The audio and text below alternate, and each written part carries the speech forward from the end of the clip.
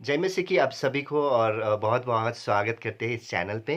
परमेश्वर को धन्यवाद करते हैं और इस चैनल को भी धन्यवाद करते हैं। फिर से ये मौका मिला है, बहुत दिनों के बाद मैं आप लोगों के साथ आने का मुझे मौका मिला है और मैं बहुत खुश हूँ। मैं परमेश्वर को धन्यवाद देता हूँ स्पेशली ये समय दिया है, परमेश्वर ने यूज़ किया है परमेश्वर की वचन को आगे बढ़ाने के लिए। आइए आज हम थोड़ा-सा छोटा-सा डिवोशन को देखेंगे और यहाँ पे देखते हैं कि लाइक परमेश्वर कैसे मेरे साथ बात किया और मैं उत्पत्ति 13 अध्याय का 10 से 13 तक पढ़ के आज की डिवोशन को शुरू करने जा रहा हूँ, ओके? मैं हिंदी बाइबल बीएसआई से पढ़ रहा हूँ, तो यहाँ पे ऐसा लिखा गया है, जब लोत ने आँख उठाकर यरदन नदी के पास वाली सारी तराई को देखा कि वो सब सींची हुई है, जब तक यहोवा ने सदोम और अमोरा को नष्ट नष्ट नहीं किया था, तब तक सोअर के मार्ग तक वो तराई यहोवा की वाटिका और मिस्र देश के समान उपजाऊ थी। इसलिए लूत अपने लिए यरदन की सारी तराई को चुन के पूर्व की ओर चला और वो एक दूसरे से अलग हो गया। अब्राम कनान देश में रहा, पर लोत उस तराई के नगरों में रहने लगा और अपना तंबू सदोम के निकट खड़ा किया। सदोम के लोग यहोवा के लेखे में बड़े दुष्ट और पापी थे।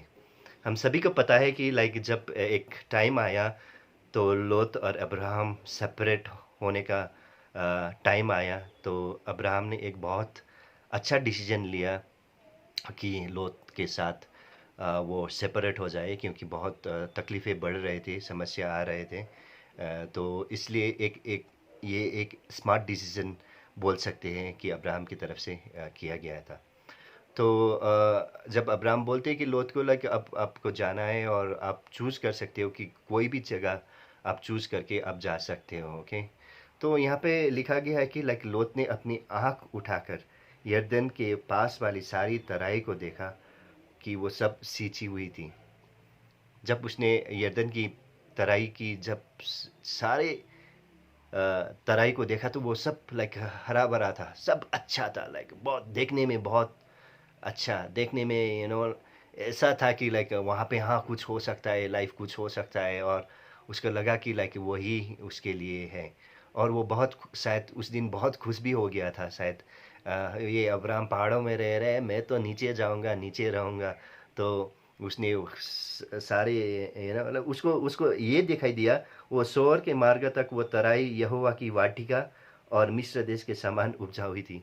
यहोवा के वाटिका या तो गार्डन ऑफ ईडन जैसा उसको दिखाई दिया, परमेश्वर की हेवन जैसा उसको दिखाई दिया, है ना? और वो नीचे गया, कहाँ पे? सोडोम पे गया। और हम जानते हैं कि लाइक सोदोम और ओमोरा कैसा जगह था, और परमेश्वर ने एक दिन उस सभी को नष्ट किया कि वहाँ पे बहुत सारे पाप होते थे, वहाँ के लोग बड़े दुष्ट थे, परमेश्वर के खिलाफ वो काम करते थे। वहाँ पे बेबिचार, चोरी, हत्या ये तो आम बातें थे, मगर उसने वो सब नहीं देखा।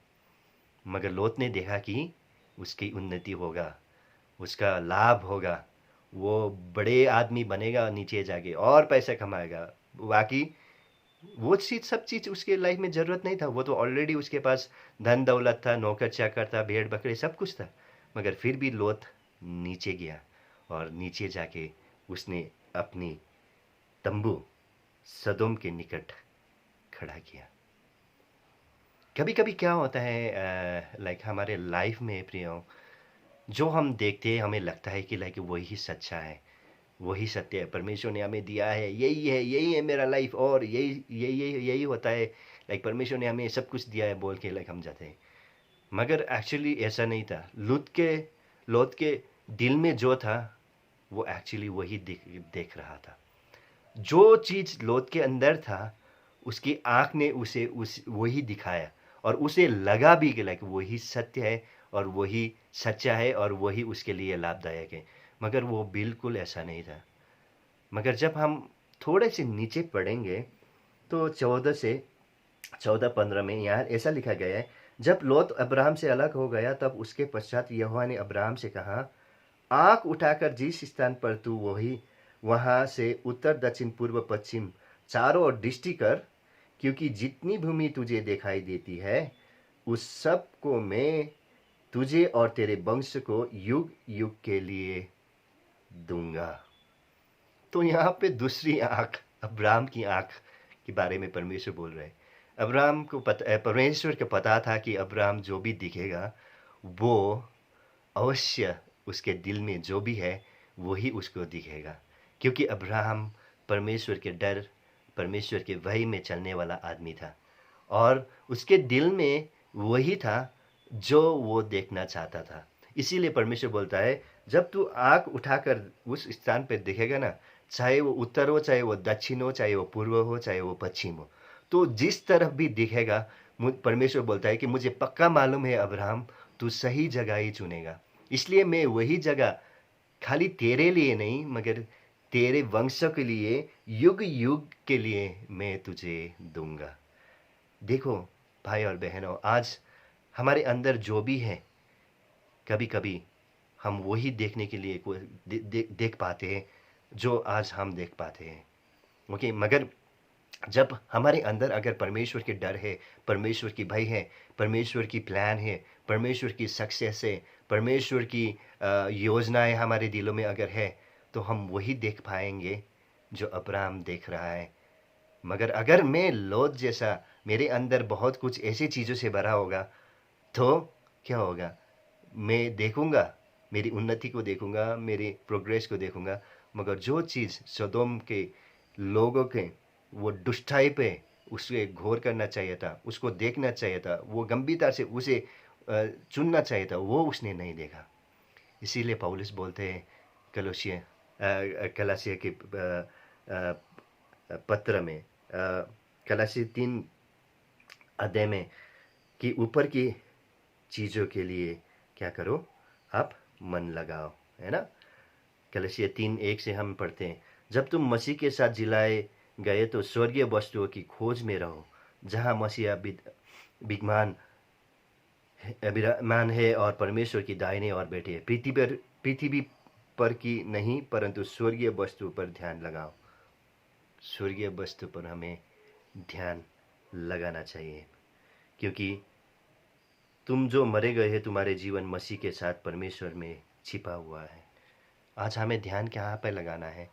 परमेश्वर के प्लान पे। आज हमारे दिल में वो इच्छा होना चाहिए जो परमेश्वर ने हमें दिया है, जो परमेश्वर बोलते हैं, जो बाइबल बोलते हैं, जो परमेश्वर की बातें बोलते हैं। आज राजू भाई बोल रहे थे कि कितने प्रॉमिसेस, कितने वादा परमेश्वर ने किया है, हमें वो वादा पे टिक के आज हम आँख उठाकर जब हम देखते हैं तो परमेश्वर की वादाओं को देख पाते हैं। अगर मेरे अंदर परमेश्वर की वचन से ज़्यादा संसार की चीज़ों से भरा हुआ है, तो मैं वही देख पाऊँगा जो मैं देखना चाहता हूँ। तो इस छोटी सी संदेश को यही रखते हुए मैं भी बहुत आश्चर्य हुआ हूँ ये संदेश से। आप मुझे मालूम है कि आप इससे और प्रेरित हो सकते हैं, आप और स्टडी करो इसको, और परमेश्वर और आप सभी को आशीष दे। Thank you so much for this channel. We will see you again. जय मसीह।